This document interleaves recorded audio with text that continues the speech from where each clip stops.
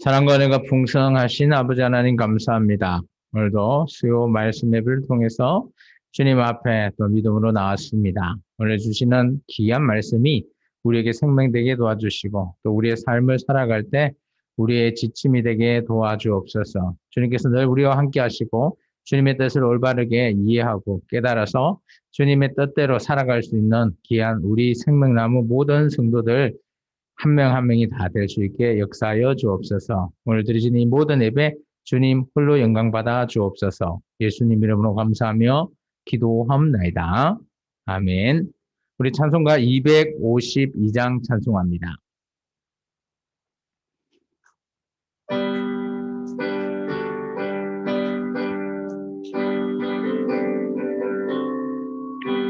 나의 죄를 씻기는 예수의 피밖에 없네. 다시 정케 하기도 예수의 피밖에 없네. 예수의 흘린 피 나에게 하오니 귀하고 귀하다. 예수의 피밖에 없네. 나를 정케 하기는 예수의 피밖에 없네. 사죄하는 정거도 예수의 피밖에 없네. 예수의 흘린 피 나에게 하오니 귀하고 귀하다. 예수의 피밖에 없네. 나의 죄 속하기는 예수의 피밖에 없네. 나는 공로 없으니 예수의 피밖에 없네. 예수의 흘린 피 나에게 하오니 귀하고 귀하다. 예수의 피밖에 없네. 평안함과 소망은 예수의 피밖에 없네. 나의 은은 이것뿐 예수의 피밖에 없네. 예수의 흘린 피 나에게 하오니 귀하고 귀하다. 예수의 피밖에 없네. 내 할 말 예수의 피밖에 없네. 나의 찬미 제목은 예수의 피밖에 없네. 예수의 흘린 피 나에게 하오니 귀하고 귀하다. 예수의 피밖에 없네. 아멘. 우리 259장 찬양하겠습니다.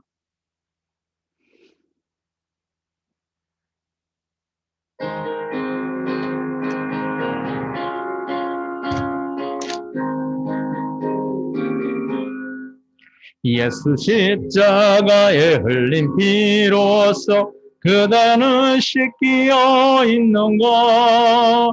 더러운 죄 희게 하는 능력을 그대는 참으지 하는가. 예수의 보혈로 그대는 씻기어 있는가.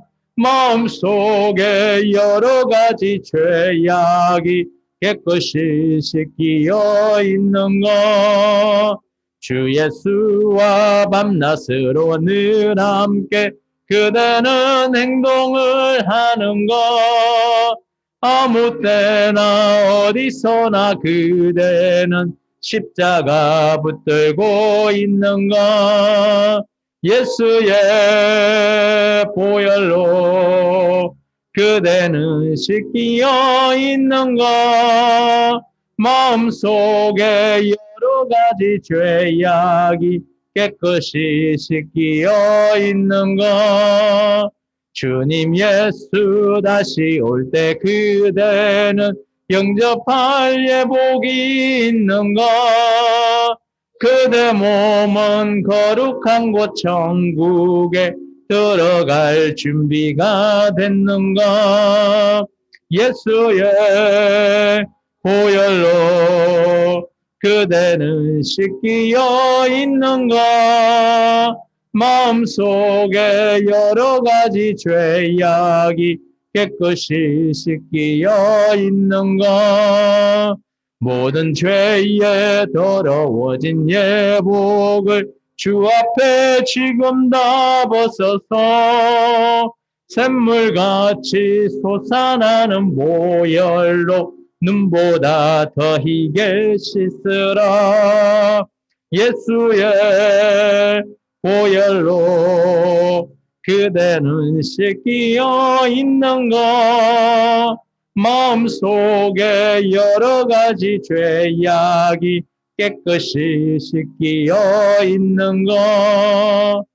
아멘. 우리 268장입니다.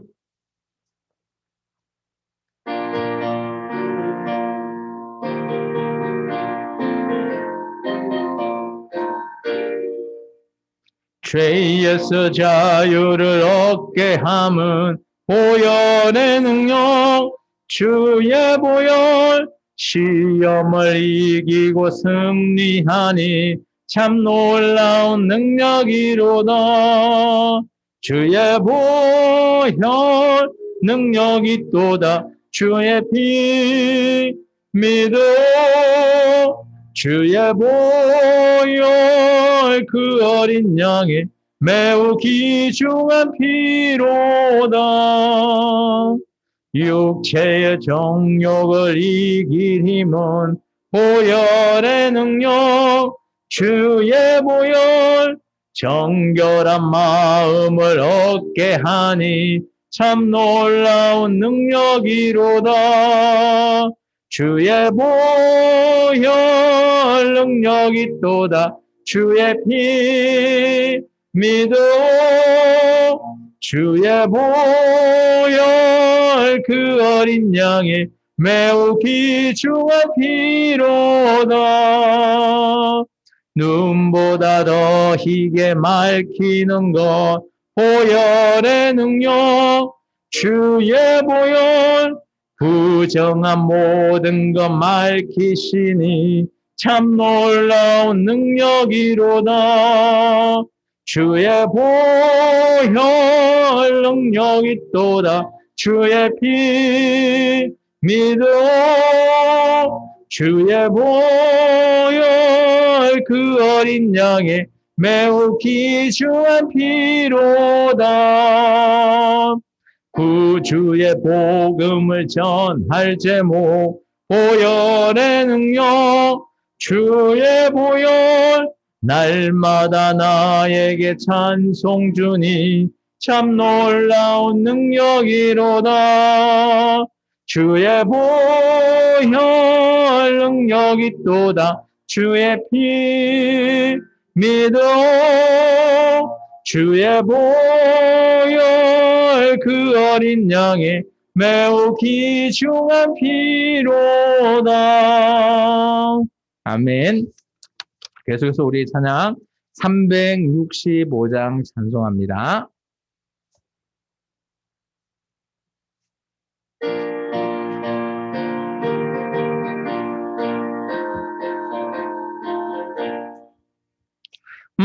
마음속에 근심 있는 사람 주 예수 앞에 아뢰어라. 슬픈 마음 있을 때라도 주 예수께 아뢰라. 주 예수 앞에 아뢰어라. 주 우리의 친구니 무엇이나 근심하지 말고 주 예수께 아뢰라. 눈물 나며 깊은 한숨 쉴 때 주 예수 앞에 다 아뢰어라. 은밀한 죄 내게 있더라도 주 예수께 아뢰라. 주 예수 앞에 다 아뢰어라. 주 우리의 친구니 무엇이나 근심하지 말고 주 예수께 아뢰라. 괴로움과 두려움 있을 때 주 예수 앞에 다 아뢰어라. 내일 일을 염려하지 말고 주 예수께 아뢰라. 주 예수 앞에 다 아뢰어라. 주 우리의 친구니 무엇이나 근심하지 말고 주 예수께 아뢰라. 죽음 앞에 겁을 내는 자여 주 예수 앞에 다 아뢰어라. 하늘 나라 바라보는 자여 주 예수께 아뢰라. 주 예수 앞에 다 아뢰어라. 주 우리의 친구니 무엇이나 근심하지 말고 주 예수께 아뢰라. 아멘. 주님께 오늘도 아뢰 수 있는 저와 여러분의 인생이 되기를 축원합니다. 찬양 부르고 이제 수요 말씀 예배를 시작합니다.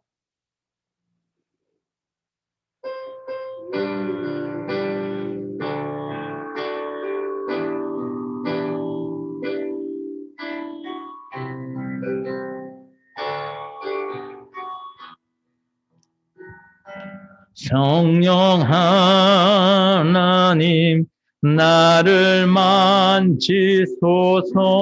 상하고 깨어져 지친 나를 새롭게 하소서. 성령의 바람 시들은 내여 살리소서.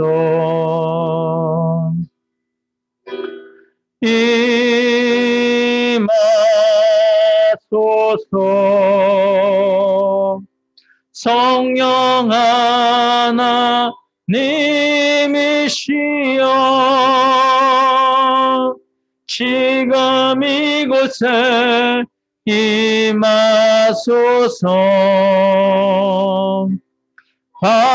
바람처럼 불처럼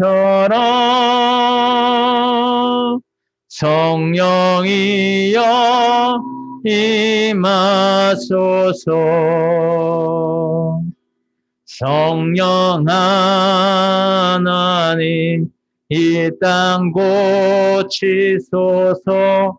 죄악의 어둠 속 헤매는 우리 태워주소서. 성령의 불로 세상 헛된 맘 태우소서.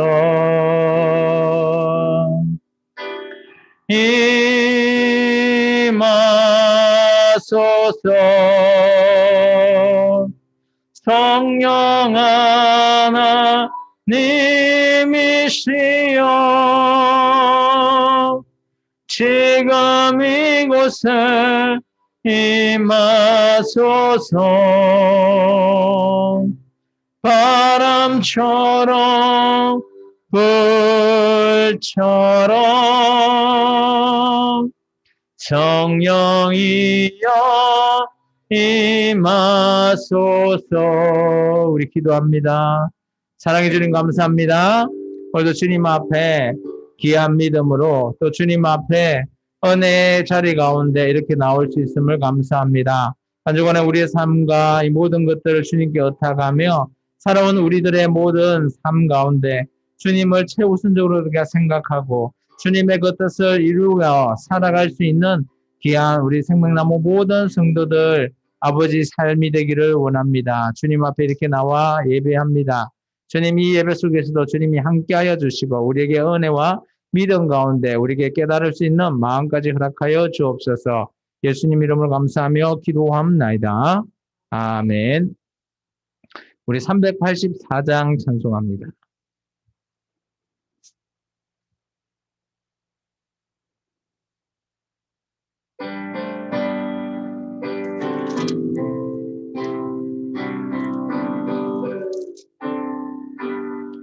나의 갈 길 다가도록 예수 인도하시니 내 주 안에 있는 긍휼 어찌 의심하리요. 믿음으로 사는 자는 하늘 위로 받겠네. 무슨 일을 만나든지 만사 형통하리라. 무슨 일을 만나든지 만사 형통하리라. 나의 갈 길 다가도록 예수 인도하시니 어려운 일 당할 때도 족한 은혜 주시네. 나는 심히 고단하고 영혼 매우 가라나 나의 앞에 반석에서 샘물 나게 하시네. 나의 앞에 반석에서 샘물 나게 하시네. 나의 갈 길 다가도록 예수 인도하시니 그의 사랑 어찌 큰지 말로 알 수 없도다. 성령 감화 받은 영혼 하늘나라 갈 때에 영영 부를 나의 찬송 예수 인도하셨네. 영영 부를 나의 찬송 예수 인도하셨네.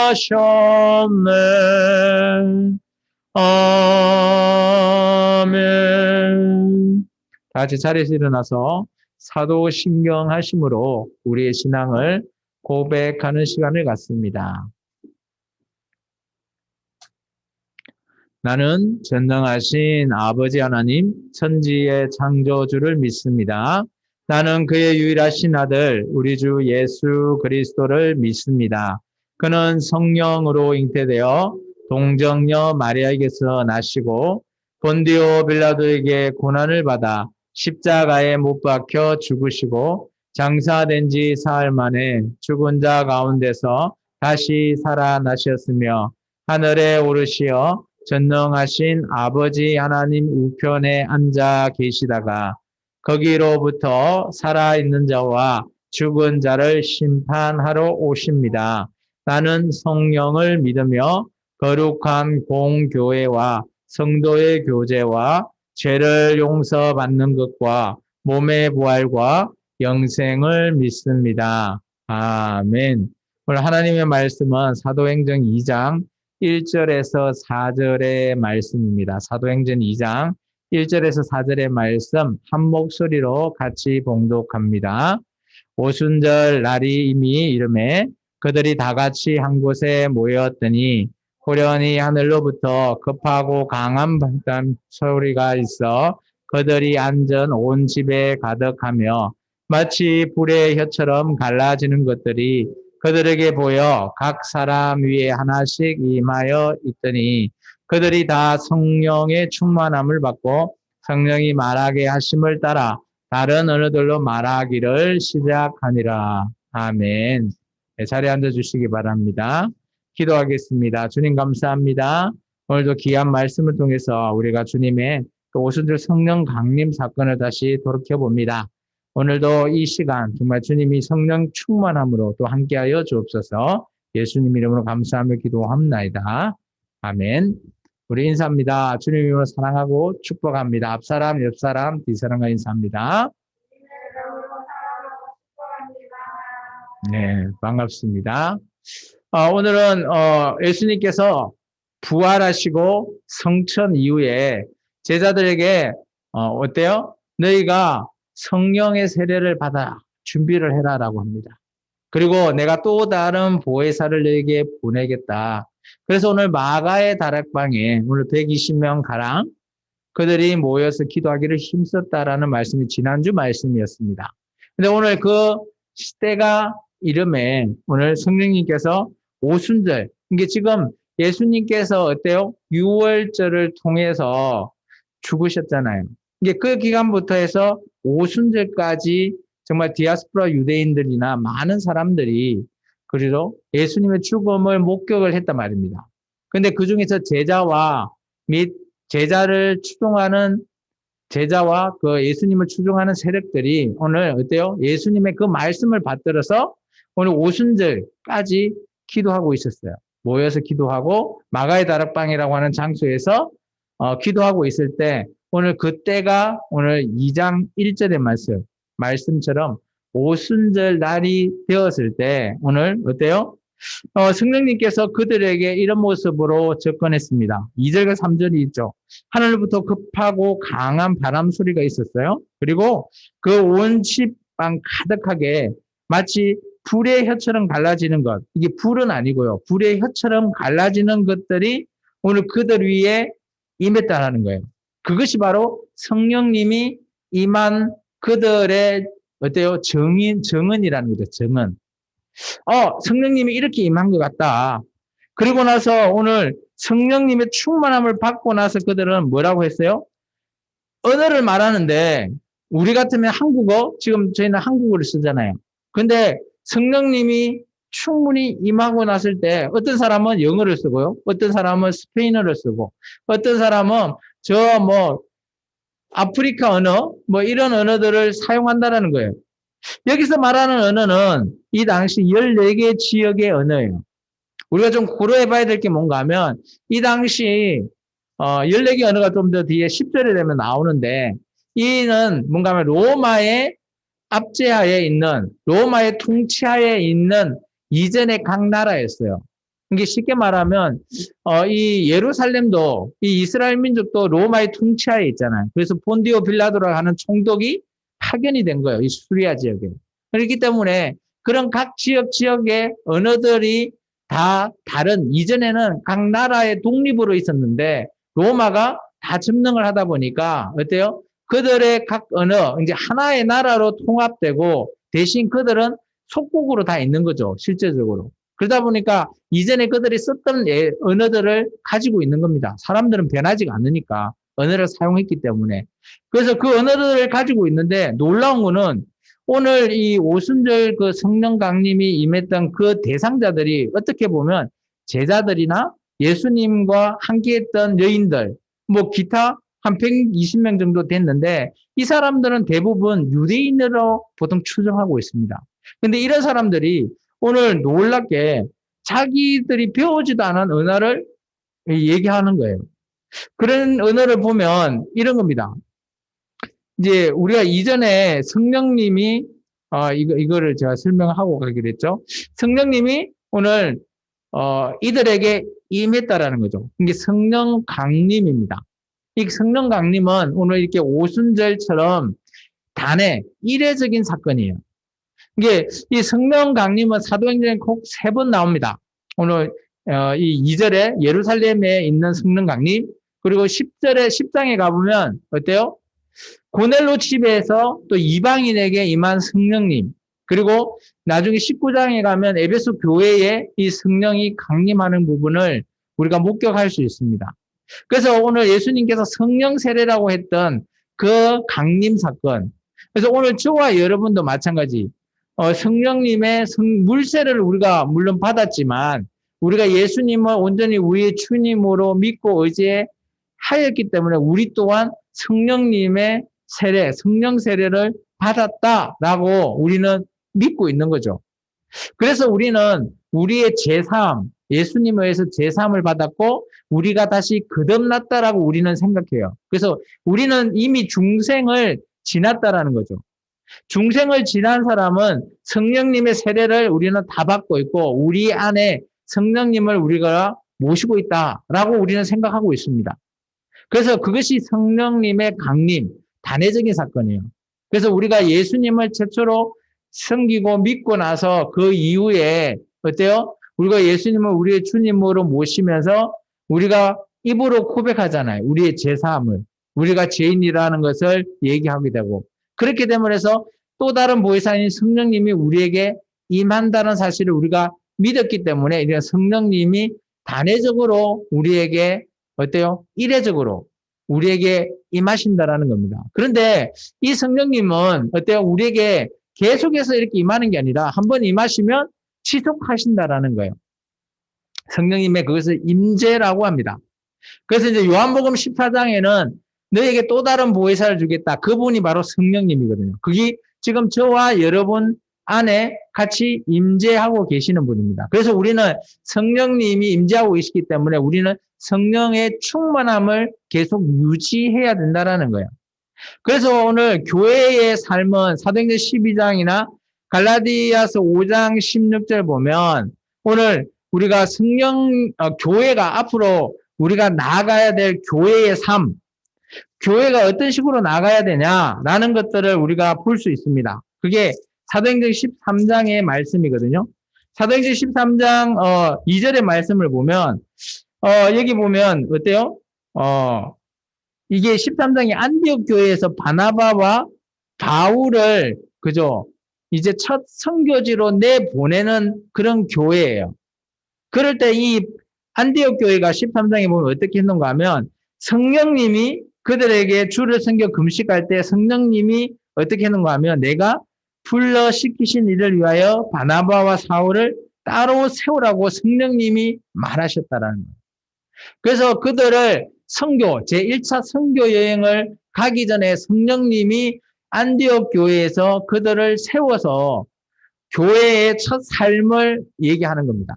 그리고 에베소서 2장 21절은 이제 앞으로 교회가 어떻게 건축되냐. 이게 이제 우리가 외형적인 건물의 교회가 아니라 저와 여러분 한 명 한 명이 교회잖아요.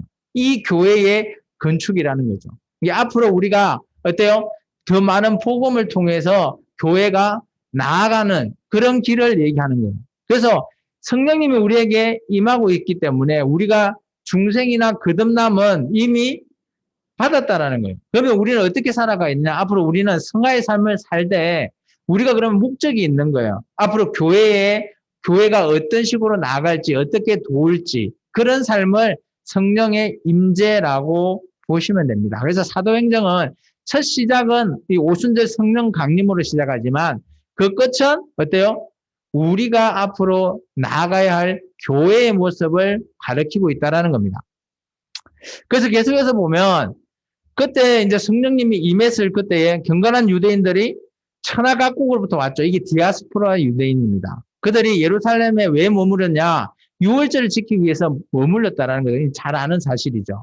그리고 이때 이 소리는 뭔가 하면 성령님이 아마 임했을 때 아까 얘기했던 불의 혈 같은 이게 어떤 소리가 난 것 같아요. 그러고 나서 큰 무리가 모여 자기들의 여기는 방언이라는 단어를 씁니다. 이게 아까 얘기했던 언어.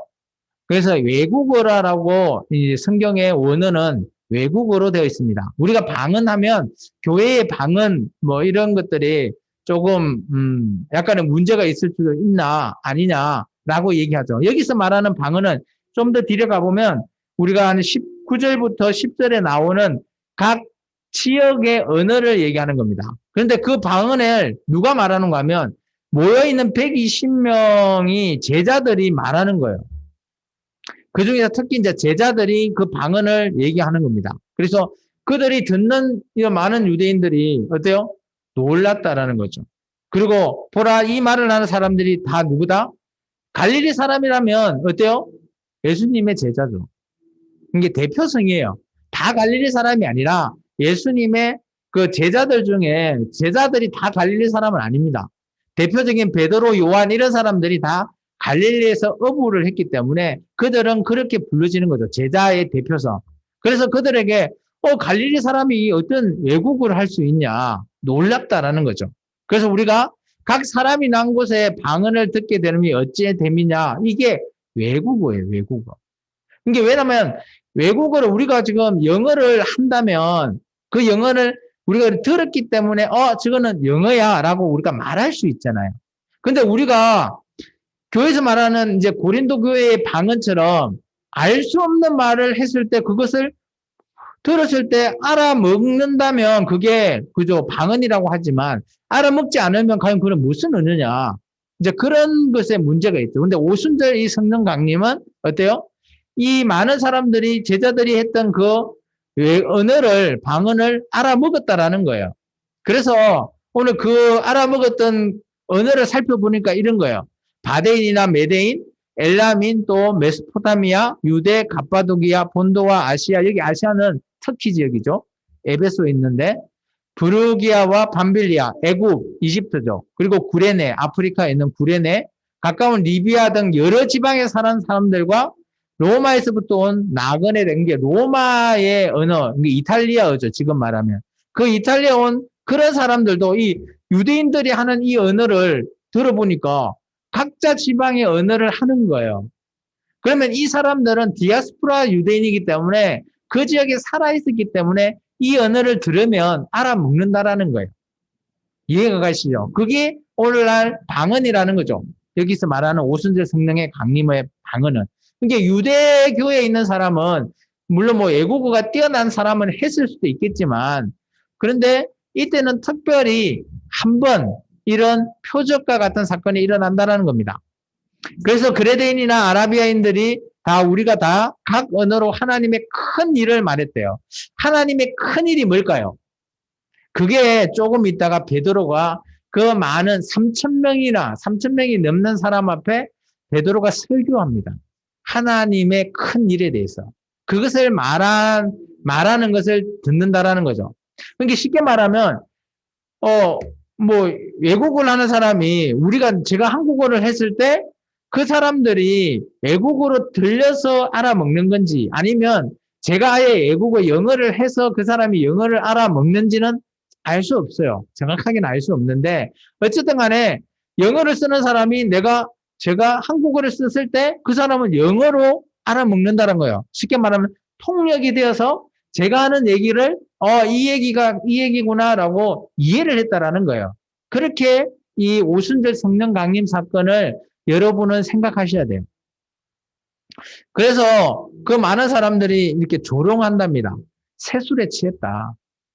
왜냐하면 술 취하면 막 이상한 말도 하잖아요. 또 이런 걸로 통해서 이게 언어를 하는데 알아먹지 못하는 언어 아니냐라고 말하는 사람도 있어요.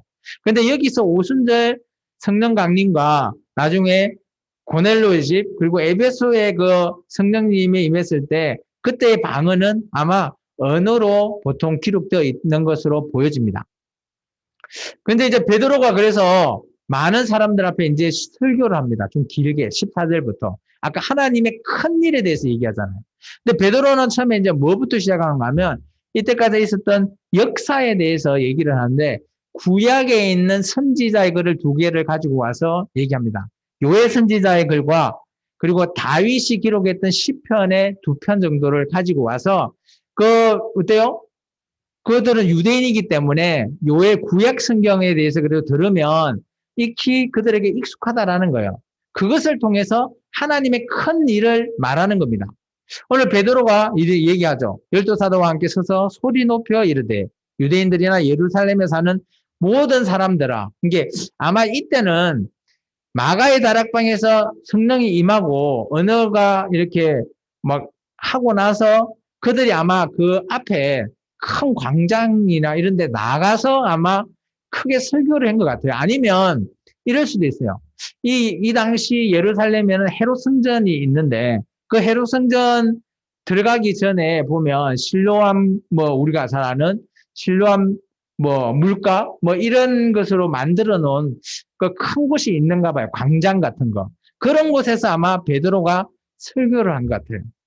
예루살렘 사람들아 모여라. 내가 오늘 너희에게 알게 할 것이 있다. 이게 하나님의 큰일이거든요. 내 말을 좀 기울여 봐라.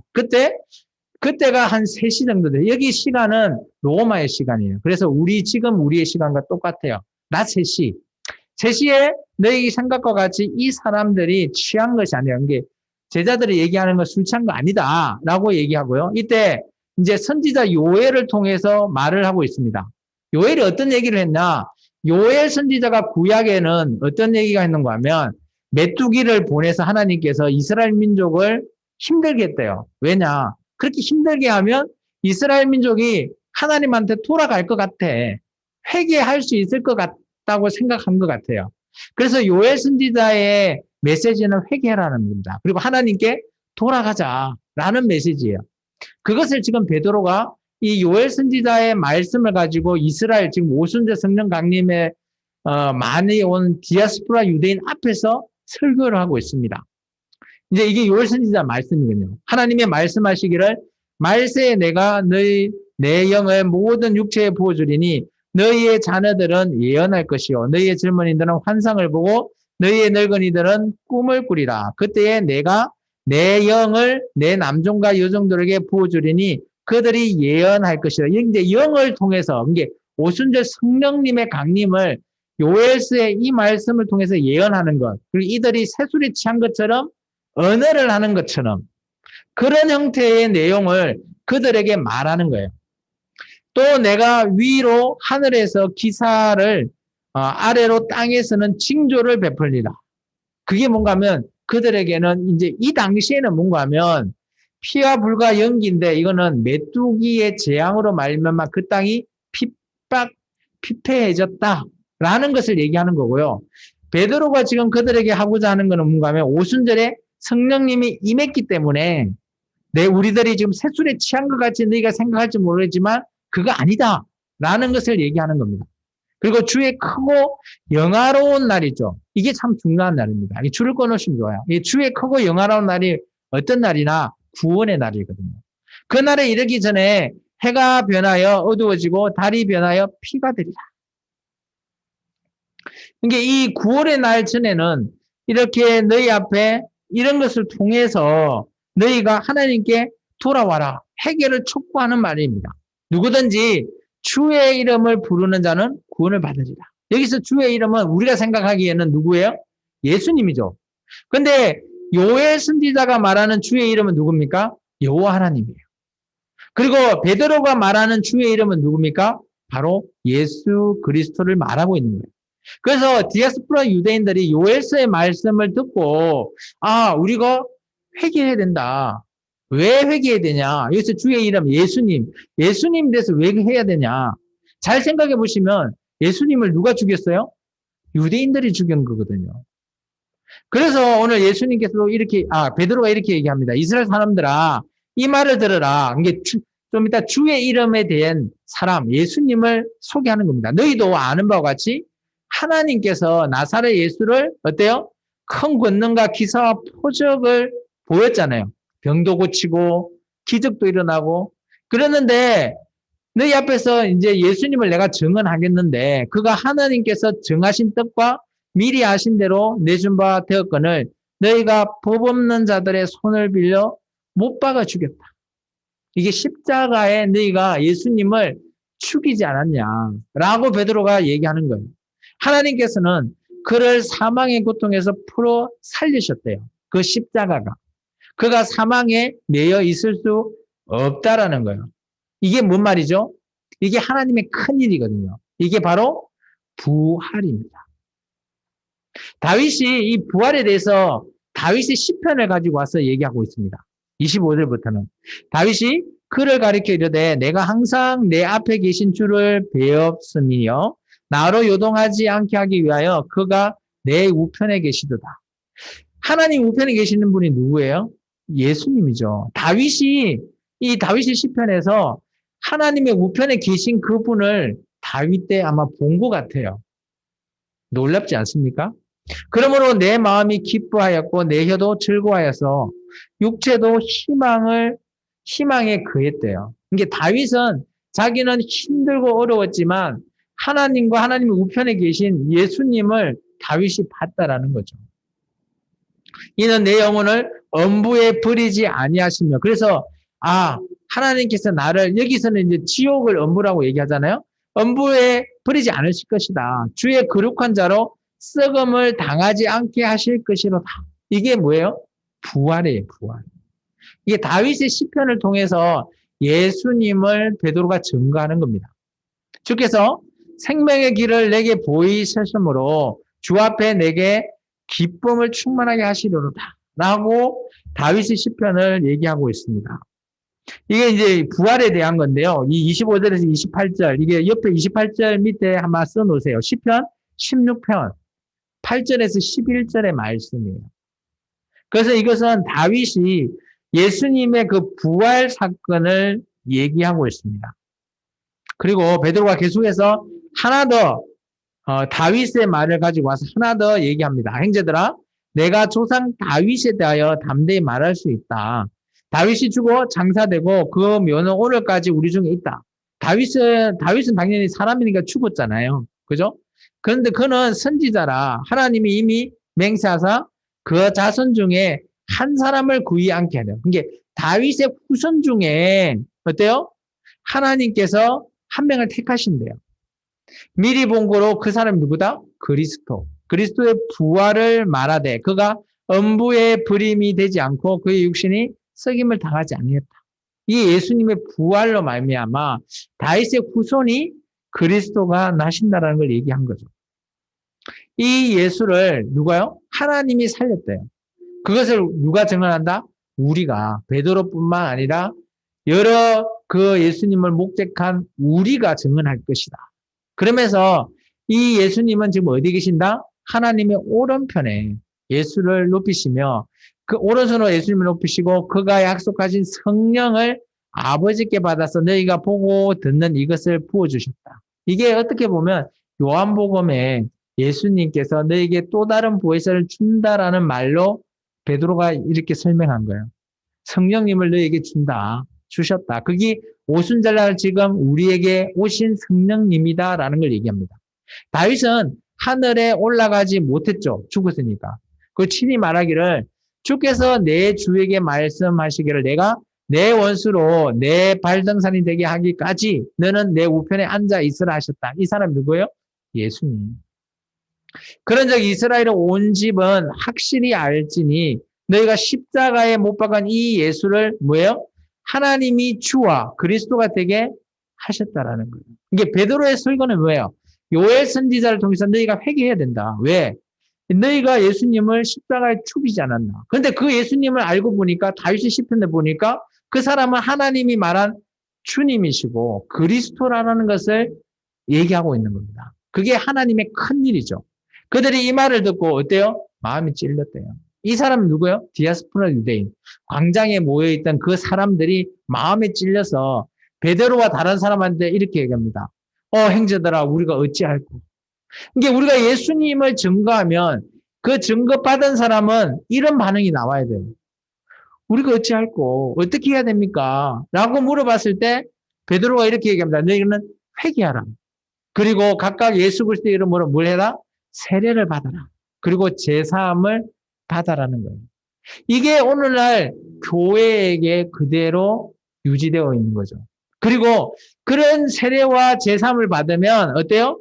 성령님을 선물을 받는 거예요. 오늘 우리가 이러지 않아요? 우리가 예수님을 우리가 회개하고 우리의 제사함을 주님으로 예수님을 주로 섬기고 그리고 우리의 제사함을 받았기 때문에 우리는 성령님을 선물로 받은 거예요. 예수님이 말한 너희가 성령 세례를 받아라라고 하는 이 오순절, 이 제자들은 기도하면서 그 성령님을 기다렸죠. 그런데 우리는 어때요? 이렇게 우리가 회개하고 깨달아지면 성령님은 우리에게 선물로 오신다라는 거예요. 그렇기 때문에 오늘 이 약속은 어때요? 너희와 너희 자녀 그리고 모든 사람들에게 하나님이 얼마든지 부르시는 자들에게 다 주신다라는 거죠. 그리고 또 여러 말로 확정하고 권하여 이르되 너희가 이 패역한 세대에서 뭘 받아라? 구원받아라. 이게 많은 베드로가 많은 사람들한테 이 얘기를 한 거예요. 이게 대부분 사람들이 마음에 찔렸대요. 그리고 나서 이들이 뭘 했을까요? 세례를 받았겠죠. 그 말을 받은 사람들이 세례를 받으면 어때요? 신도수가 3천 명이나 되더라. 이때부터 초대 교회가 형성되는 거예요. 우리가 말하는 예루살렘 교회가 이 3천 명으로 비롯해서 내가 예수님을 죽였구나. 내가 잘못했구나. 찔림을 받는 그로 말미암아 예수님을 주로 섬기고 어때요? 성령님을 이렇게 우리는 모신다는 표현이 있죠. 근데 성령님을 우리가 선물로 받았기 때문에 성령님이 나와 함께 하시니까 그렇기 때문에 교회라고 하는 공동체가 이루어졌다는 거예요. 그리고 이제 사도들은 어떻게 했는가 하면 예수님이 마지막 어때요? 예수님이 십자가에 못 박히기 전에 저녁에 만찬했잖아요. 우리가 말하는 최후의 만찬. 뭘 했습니까? 예수님이 떡을 떼고 포도주를 제자들한테 줬잖아요. 그로 말미암아 사도들도 어때요? 서로 교제하고 떡을 뗐죠. 오늘날 교회는 이게 어떤 걸로 이루어져 있죠? 성찬식으로 이 행식을 기억하고 있습니다. 그래서 교회가 꼭 해야 될 것은 성찬이에요. 예수님이 꼭 이것을 기억하고 기념해라라고 하셨기 때문이죠.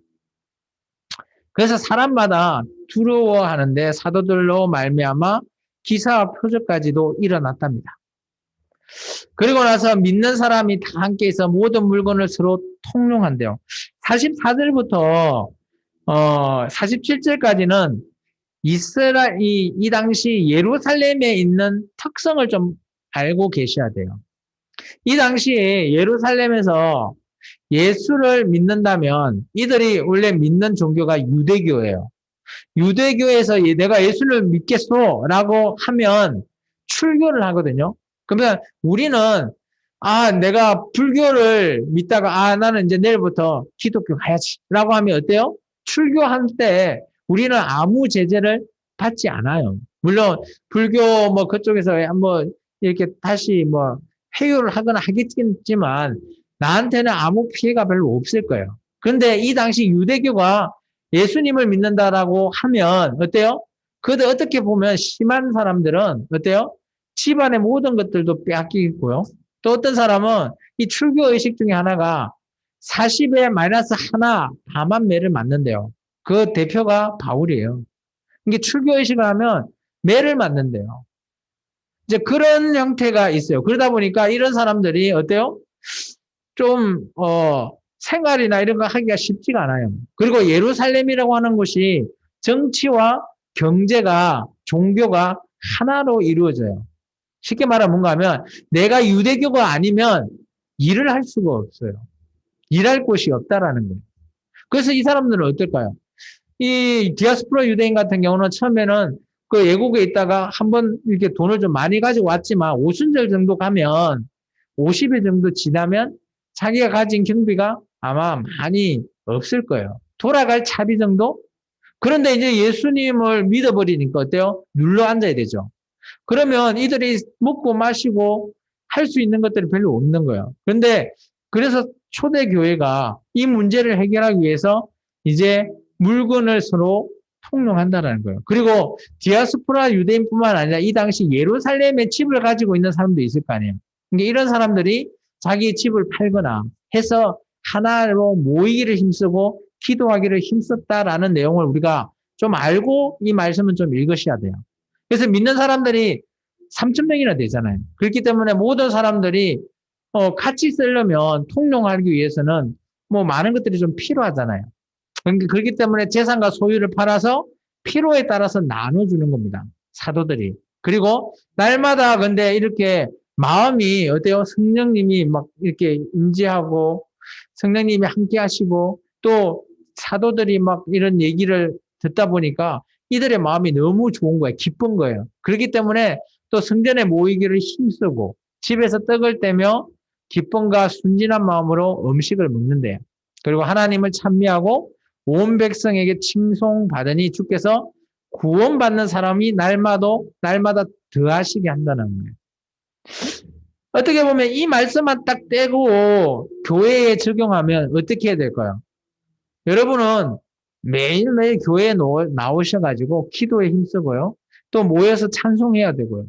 나와서 하나님께 예배하는 매일매일 이렇게 살아야 된다라고 보여집니다. 이것만 떼내면. 근데 이 당시 예루살렘의 여건과 이 사람들의 여건을 생각하면 이 사람들은 어떻게 보면 일을 할 수 없는 백수예요. 그렇다고 집에서 노는 게 아니라 집도 없죠. 그렇기 때문에 이 사람들은 어때요? 이 초대교회에 나와 있는 사도들을 향해서 늘 모이기를 힘쓸 수밖에 없고 기도를 할 수밖에 없는 여건이 되는 겁니다.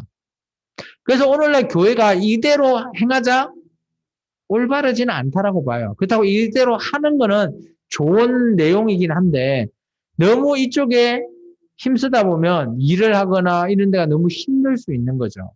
그렇기 때문에 오늘날 교회는 이 초대교회로 돌아가자 하면서 이 말씀을 보통 많이 인용하고 이그대로 실행하자라고 많이 얘기하고 있습니다. 그런데 이것은 어떻게 보면 조금 생각을 좀 해야 되지 않겠나. 물론 이렇게 하는 것은 나쁘다라는 것은 아니에요. 그런데 이런 여건을 조금 알고 이 말씀을 우리에게 적용을 하자라는 것이 저는 맞다라고 봅니다. 그래서 오늘 오순절 성령 강림을 통해서 베드로의 설교를 통해 어때요? 3천 명이라는 사람이 회개하고 세례를 받았다는 거죠. 그 주 내용은 하나님의 큰 일인데 그게 예수님의 부활과 예수님의 성천 그리고 예수님께서 다 어때요? 하나님 우편에서 사탄 마귀를 누르고 계시는 그런 부분을 다윗의 시편 2편과 요엘 선지자의 글을 통해서 말을 하고 있는 거죠. 그런데 이들은 이 말씀을 공감했기 때문에 받아들였기 때문에 회개했다라고 저는 보여집니다. 그래서 초대교회가 형성될 수 있었던 일이 바로 오순절 성령 강림 사건입니다. 기도하겠습니다. 사랑해 주님 감사합니다.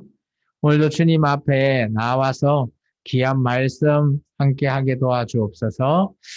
온전한 믿음 가운데 나아가게 도와주옵소서. 예수님 기도합니다. 아멘.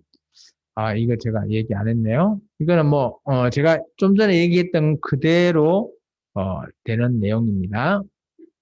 주님의 기도로 예배를 마치겠습니다. 하늘에 계신 우리 아버지, 아버지의 이름을 거룩하게 하시며, 아버지 나라가 오게 하시며, 아버지의 뜻이 하늘에서와 같이 땅에서도 이루어지게 하소서. 오늘 우리에게 일용할 양식을 주시고 우리가 우리에게 잘못한 사람을 용서해 준 것 같이 우리 죄를 용서해 주시고 우리를 시험에 빠지지 않게 하시고 악에서 보호하소서. 나라와 권능과 영광이 영원히 아버지의 것입니다. 아멘. 예, 예배를 모두 마쳤습니다.